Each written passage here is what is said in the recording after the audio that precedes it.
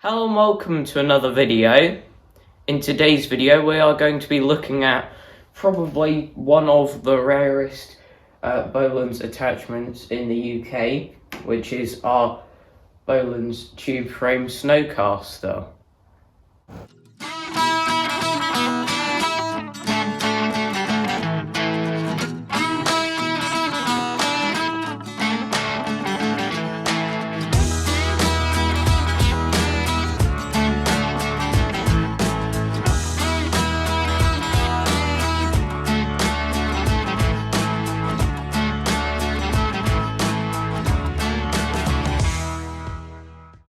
Our Snowcaster is the 32-inch model, as you can see by that decal there, which means this front part is 32 inches wide. And we got this a couple of years ago now and haven't really done much with it. It has a couple of issues, which we'll talk about in a minute. And we know of only two of these tube frame Snowcasters in the UK. And the other one is a different model, so it's possible that this might be the only one in the UK. Obviously not sure, because we only know a few Bolens people. And if you're watching this and you do have a Bolens tube frame Snowcaster and you're in the UK, that's a very rare attachment to have, so please do let us know.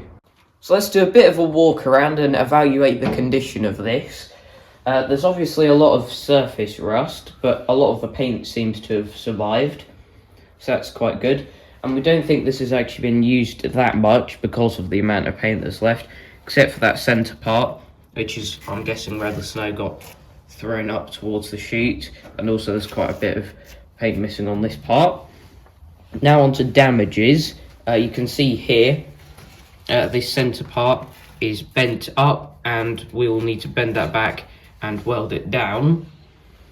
Then on here we've got this part here where it's like dented, misshapen, and that's the same down here as well, where that's been bent. Now if we go around to the back here, you can see paint condition is quite good on this side with the same level of surface rust. You can see there's the model number there, 18514. And if we come around here, the chain and sprocket appears to be in very good condition, and if we turn the gearbox here, you can hear there's no sounds of worn bearings or anything. It turns very nicely.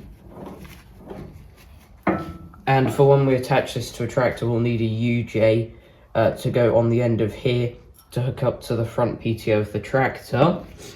On here this looks a bit strange, however this might just be where the paint has been scraped off and it's meant to look like the other side.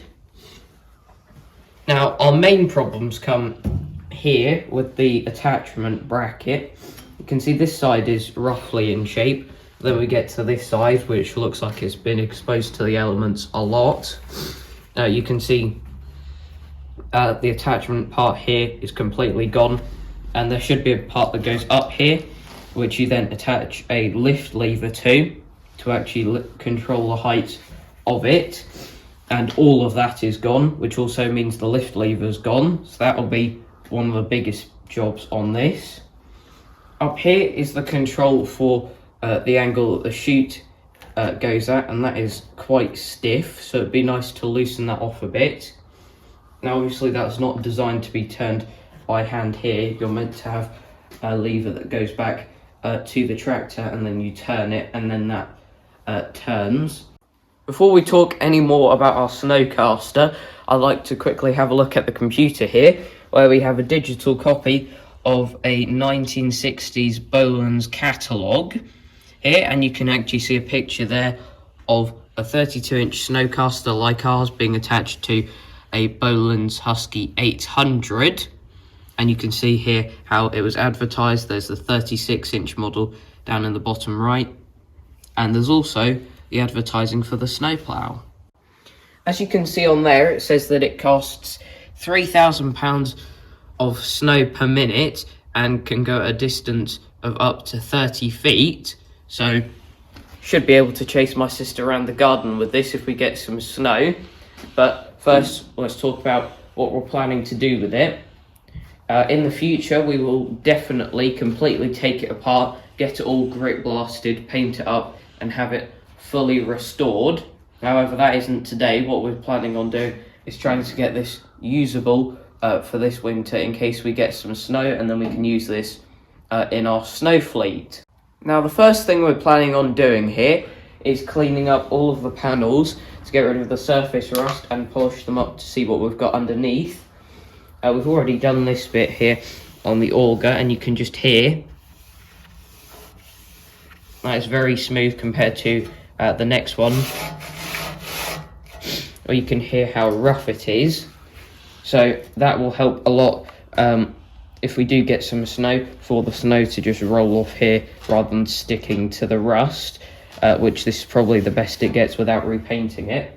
Now, what we want to do is actually take the auger out to do this so that we can clean up all the back and everything. Now, to do this, you can take this bearing off easily. That's fine. You can access the bolts on the outside. That side's easy. This side, to do the bearing, the bolts are covered by the chain guard. So what you have to do is take the chain guard off, disconnect the chain, and take that whole lot out. It's worth mentioning all of these guards and stuff are welded together, so you can't disconnect them. And we were wondering, is it really worth taking all of that off? But there appears to be a bit of a 3-course meal down there in the chain guard, so it's probably worth that just for cleaning up reasons anyway. So what we're now going to do is see if we can get these 5 bolts with the chain guard undone. And we've put plus gas on the back of them in preparation, so let's see how many of these move.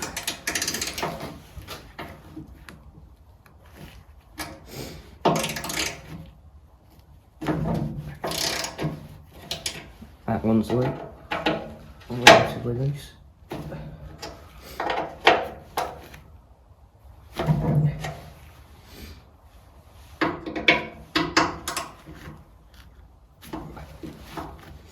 These are quite tight.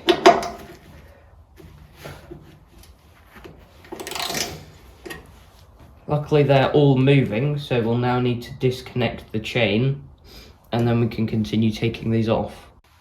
We took each of those 5 bolts fully out and then wound them back in to make sure the threads are clear. And we now have the link off the chain too, as you can see there. And I'm now going to turn this so that the chain comes off.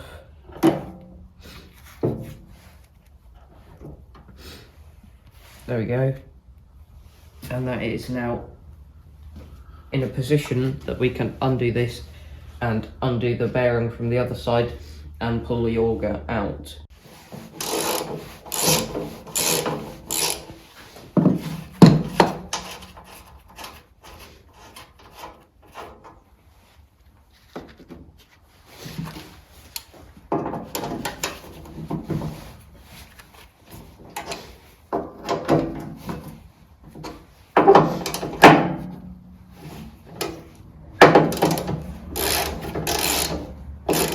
Bolts out on that end, bolts out on that end. Should be all 3 now. We are a bit limited on bench space, so it'll have to go on the floor when it does come out.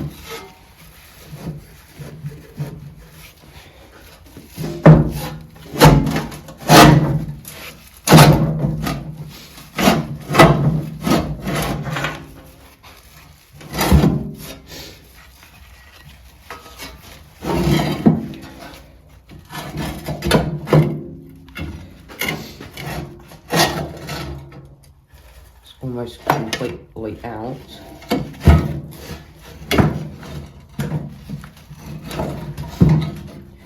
Here we are.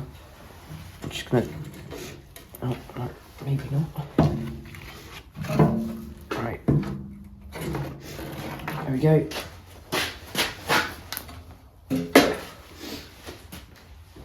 And now with that out, you can also see the back a bit better. And also where the bearing was, which isn't painted, and it's the same on that side where the chain guard was. no paint underneath it. Update time now. We've spent probably a couple of hours sanding down the worst of the surface rust on all of this, and we've put on the first layer of cutting compound, and that's a lot smoother now, so that will definitely help a lot. And we've also done the same on the auger over here, which is definitely looking better, and all of that is nice and smooth now as well. Which the next thing to do is do a layer of polish on there to improve it even more, and off camera we'll probably also take the misshapen parts out of the auger so that it's every bit of it is this nice curve. And although we could record many hours of us polishing these parts, I'm sure we've got better things that we can show you in this video. Update time now, again, and some more time has passed, and we've put another layer of polish on all of this, and a lot of it is very smooth, which is helpful, and that should come in handy later if we do get to use that in snow. Now we've straightened out some of the bent bits, which I think one was there, and I'm not fully sure where the other one was. Possibly there, actually, yeah. And then we straightened back out this part here, the centre part, and we welded that up. We've also just chucked a tiny bit of yellow paint on there, just to cover up the bare metal that was there, to make it look a tiny bit better. Now, we quickly took the bearing off this end, and we thought, seeing as it was turning fine, that there would be no problems. However, this bearing is actually seized solid, which is very unhelpful. So we are going to come around to the other side and check this one as well at the same time. So you've got the world's smallest snap ring, or circlip, whatever you want to call it, here.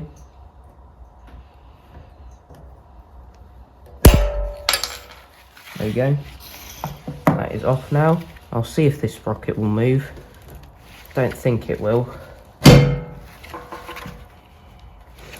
No, so I'll get something to try and get that off. We have the 3-claw puller on here now, and this is either going to be C-solid or it will move, so let's see.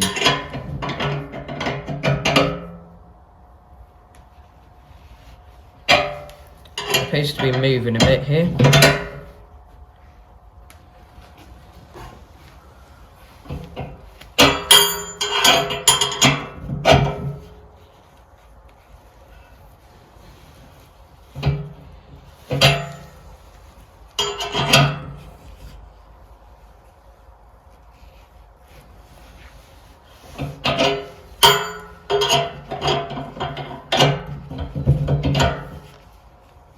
That's definitely much better than it could have gone.